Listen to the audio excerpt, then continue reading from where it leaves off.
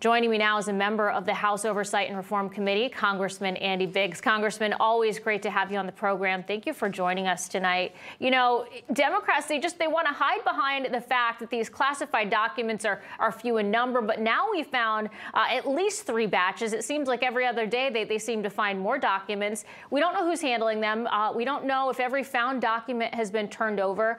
How satisfied are you with how the administration and the Department of Justice is handling all of this? Well, hello, Jen. It's good to be with you. This is a train wreck. I mean, this is an absolute train wreck. I thought your point is salient. It's one I've been trying to harp on. He hasn't been vice president for almost 6 years. That's when these documents would have gone. Where have they been for 6 years? Second, the timeline seems messed up. They say that they contacted DOJ on November 4th. Well, when did they find the documents, and who found the documents, and why are people without security clearance looking around trying to find more documents? We don't have a log, so we don't know who had access to these documents. We know Hunter Biden had a laptop that appears to have had classified information on it. How are these all related?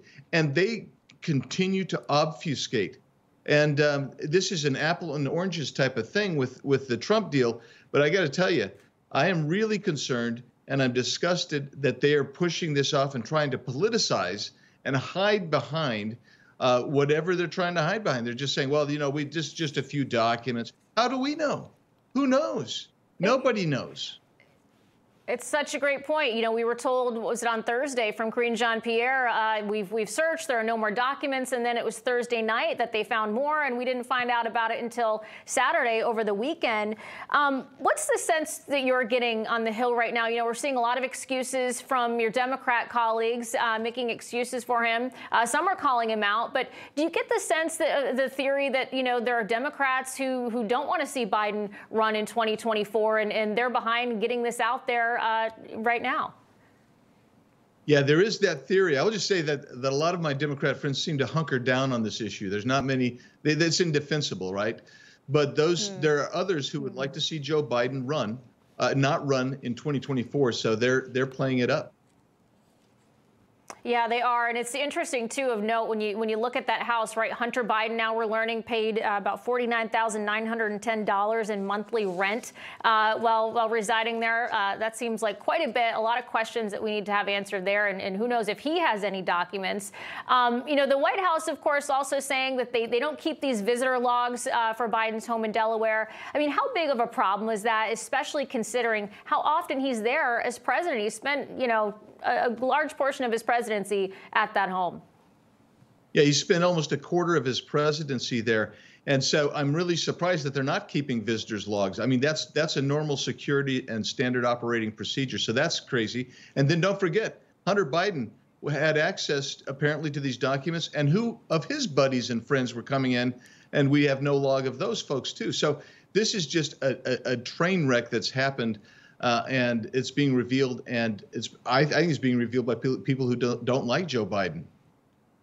Yeah, why are we not seeing the FBI in there, looking at his other homes, looking at Hunter Biden's home, checking to make sure that we have, in fact, uncovered all territory here and making sure there are no more documents floating around?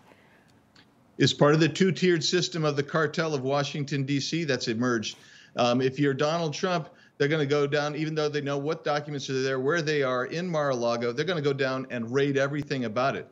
But with Joe Biden, it's going to be hands off. No, you know, we don't care so much. We've got a special counsel that's going to take a look at it. But the reality is that we get back to the important points. We don't trust the timeline. We don't know who had access to these documents. We don't even know what was in these documents.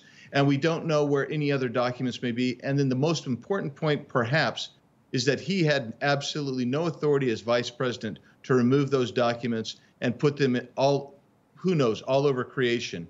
And that is really a national security threat potentially.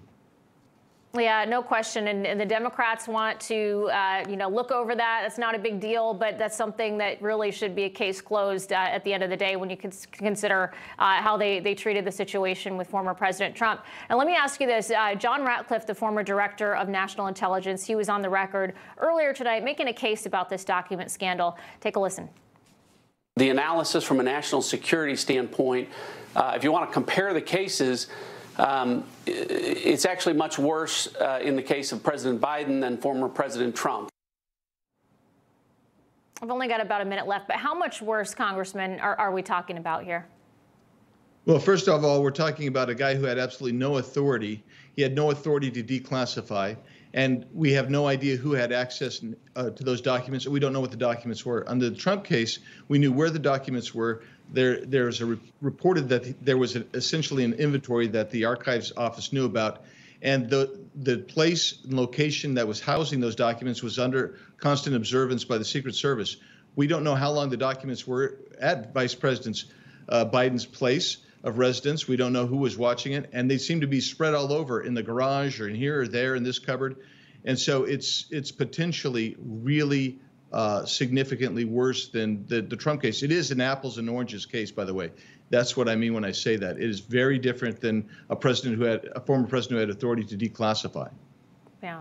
No question about it. Well, we're going to keep watching this closely and holding folks accountable. Congressman Andy Biggs of the great state of Arizona, always great to see you. Thank you. Jen, thank you.